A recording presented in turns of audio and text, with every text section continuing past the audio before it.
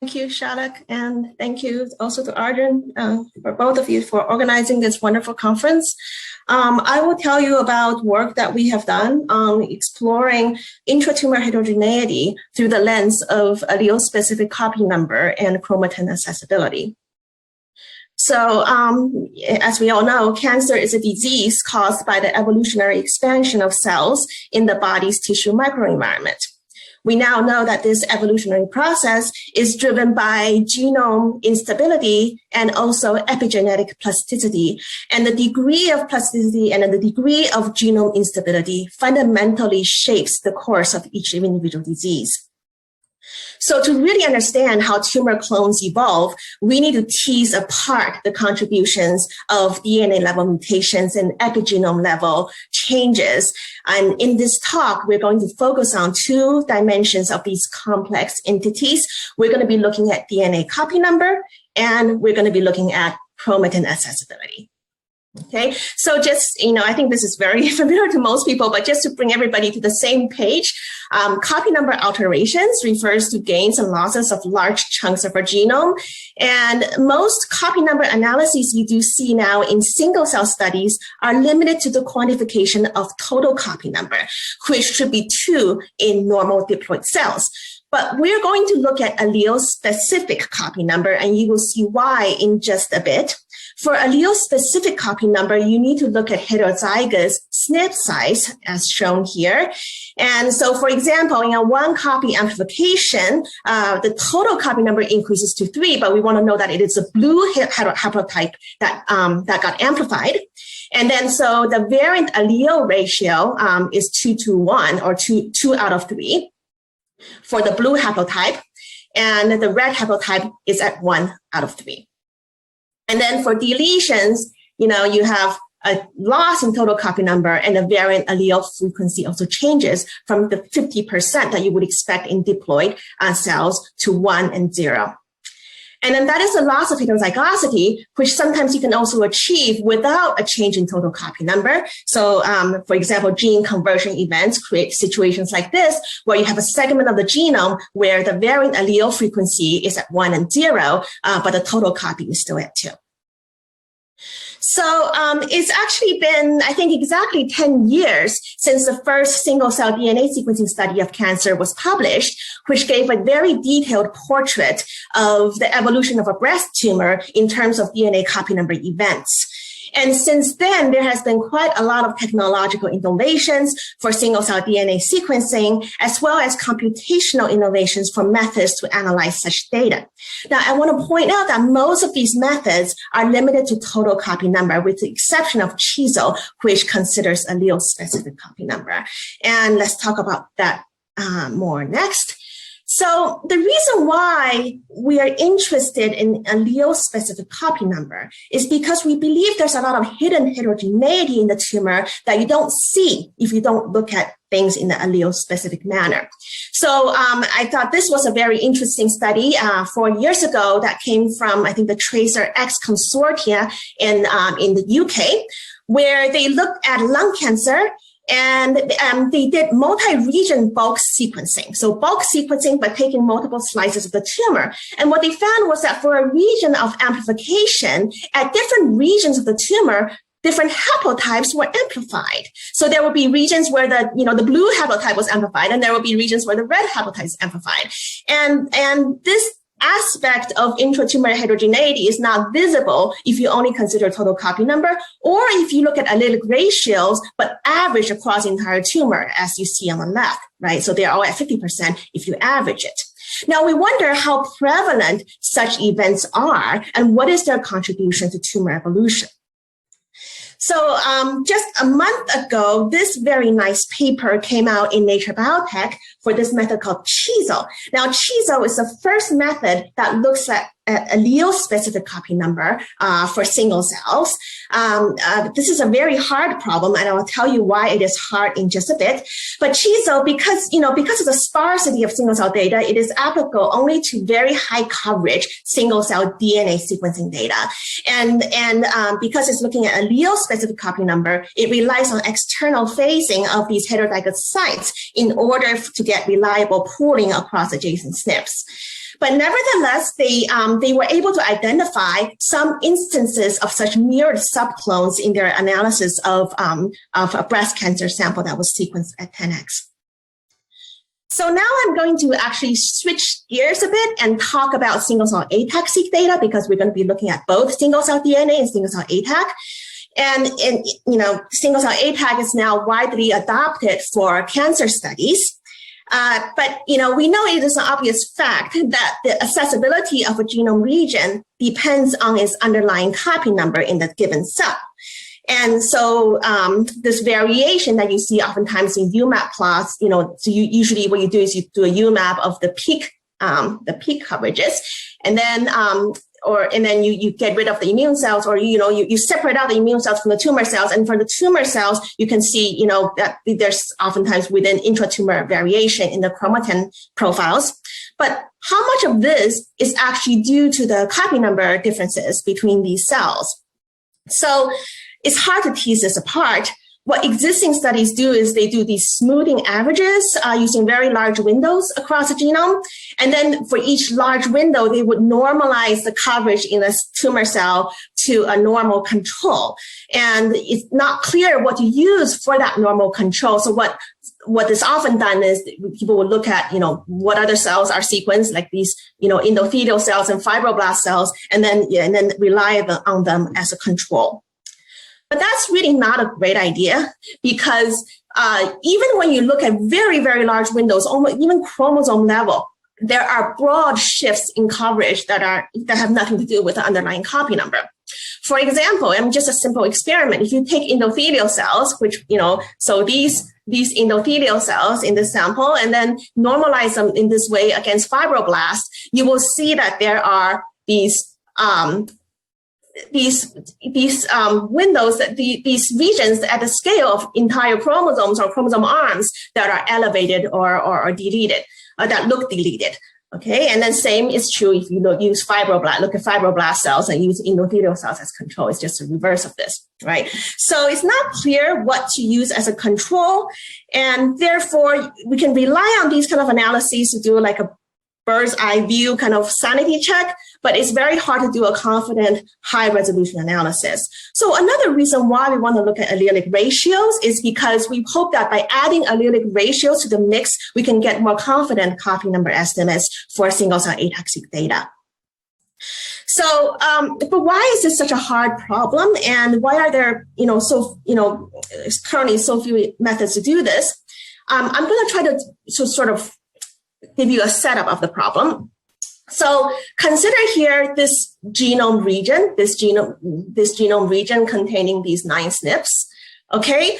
And our cell population contains multiple subpopulations, right, with different copy number configurations. So the top one I showed you is normal. Then this middle one, clone 1, has what I just put in a loss of heterozygosity, copy neutral loss of heterozygosity here on the right. And then clone 2 has an amplification of this segment. Okay, so this is the underlying structure that you want to recover, but you don't see. What you do see is for each cell, your data is you have many cells, and for each cell, you see a very sparse sampling of reads. And they may be clustered in peaks if you were doing ATAC-seq, or they may be scattered somewhat randomly if you're doing single-cell ATAC-seq. So if a read by luck overlaps one of these SNPs, you will know which haplotype it comes from, right? But usually you don't have that many reads that overlap with these SNPs.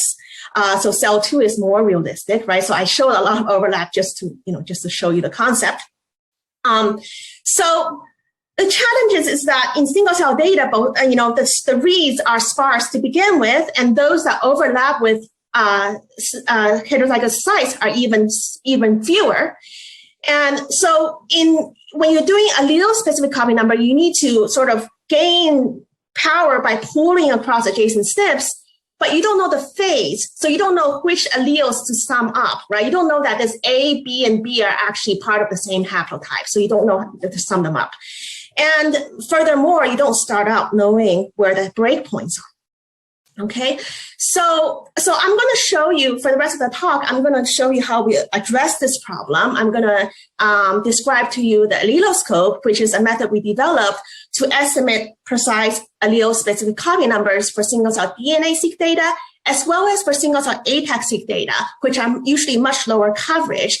And for these, we require that there be a matched bulk DNA-seq control. Okay, and our method, unlike Chiso, does not require external phasing information, and it can achieve higher accuracy under low coverage. And I will show you that using this allele-scope, we can see much more heterogeneity among tumor cells than we used to. And this also allows us to dissect the contributions of chromosomal instability versus chromatin remodeling to driving the intratumor heterogeneity. And I'm going to skim over many technical details in the interest of time. If you want the full picture with rigorous benchmarks, you can look at this bioRxiv preprint that we have up. Okay, so just quickly going over the pipeline. Allele-scope starts out with input matrices that are the allele-specific counts at heterozygous sites, okay, 2 matrices. And if you were doing single-cell DNA-seq, you can just aggregate across these matrices to get a pseudo-bulk, and then perform segmentation on the pseudo-bulk via joint modeling of the total coverage and varying allele frequency profiles. If you were doing single-cell ATAC-seq, we actually recommend doing the segmentation on the paired bulk DNA sequencing data.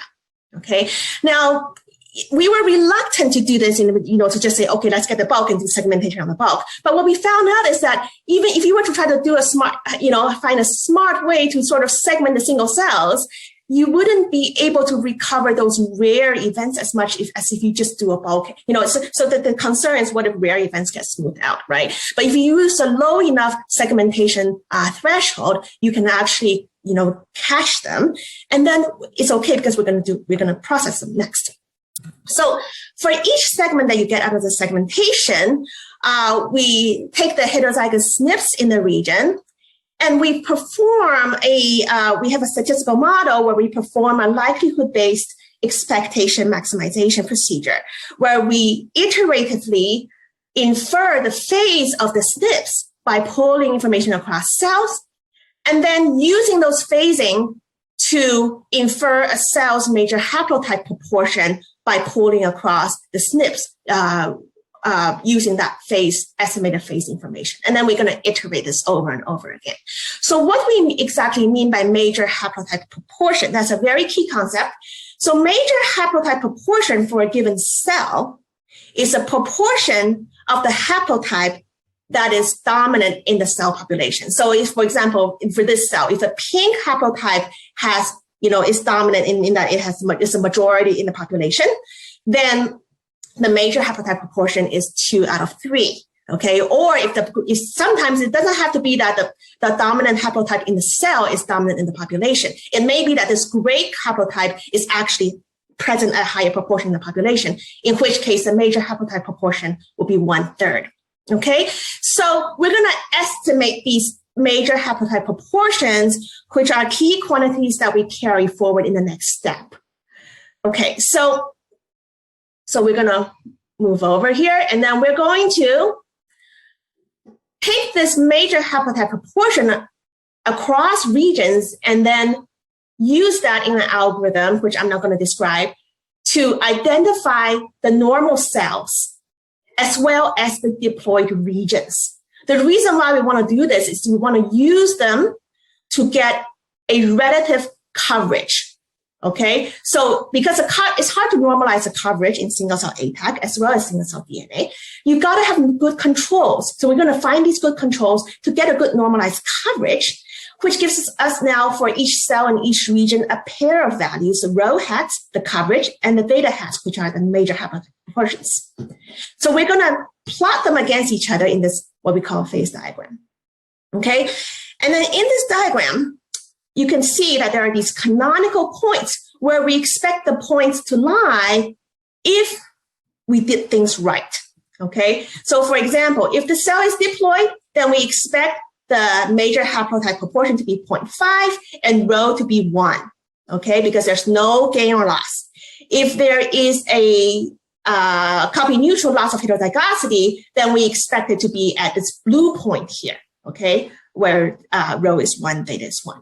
Now, losses are here, okay, at the purple point. And then these points here are the amplifications, okay, 1 copy amplification, 2 copy amplification, okay. So there's actually, 5 canonical points for 2 copy amplification. So if there's one thing I want you to take away from this slide, it is this diagram with the canonical points representing integer allele-specific copy number ratios. Okay, so let's apply this alleloscope to a cancer and see what we get. Okay, so this is actually the very first sample we looked at is a primary gastric tumor.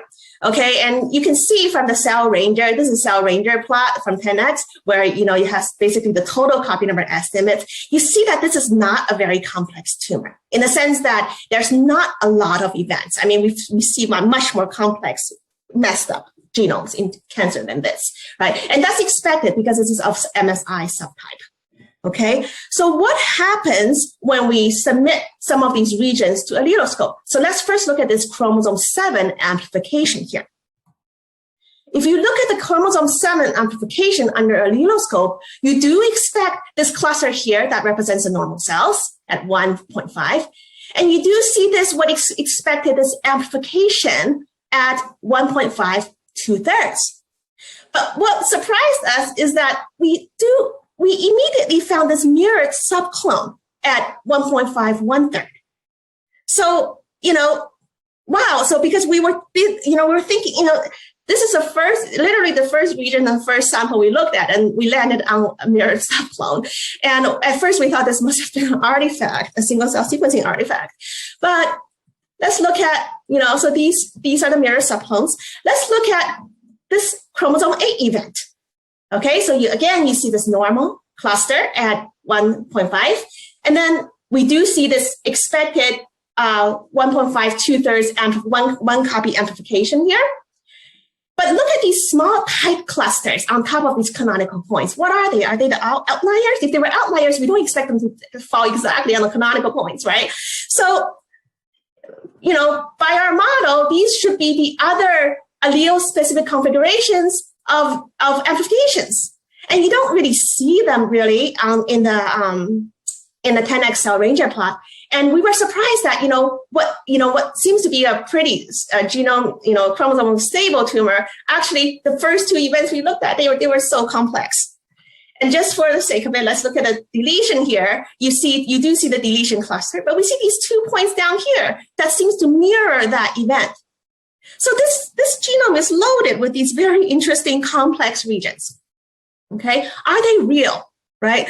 So we were actually, we didn't want to jump to conclusions because we know that there are lots of different kinds of artifacts in single cell sequencing. Lots of things can go wrong, for example, dropouts and amplification biases. So are these complex mirrored events real, right? So we developed a validation strategy using bulk linked resequencing, which sort of leverages microfluidics to partition and barcode high molecular weight DNA to give us haplotype phasing. So we can get for the same sample, for these samples, we get the phases.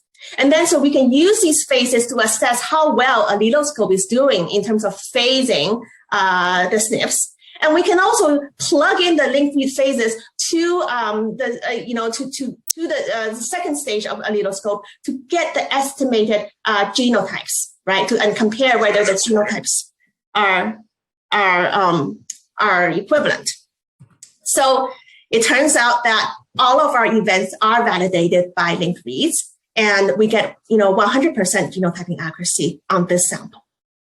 Now, if you look at other samples, we looked at quite a number of samples, and we see that indeed we get a lot of complex regions. I mean, this seems to be the norm rather than a special example. So, for example, we see cases where you have a gradient of haplotypes across cells for this amplification in the population. And I just want to point out that 2 of these samples are metastasis. So we do see that even in metastasized cell populations, we have a lot of hidden genome instability.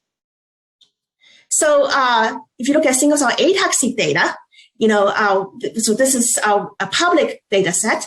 So we did the segmentation using bulk whole exome sequencing.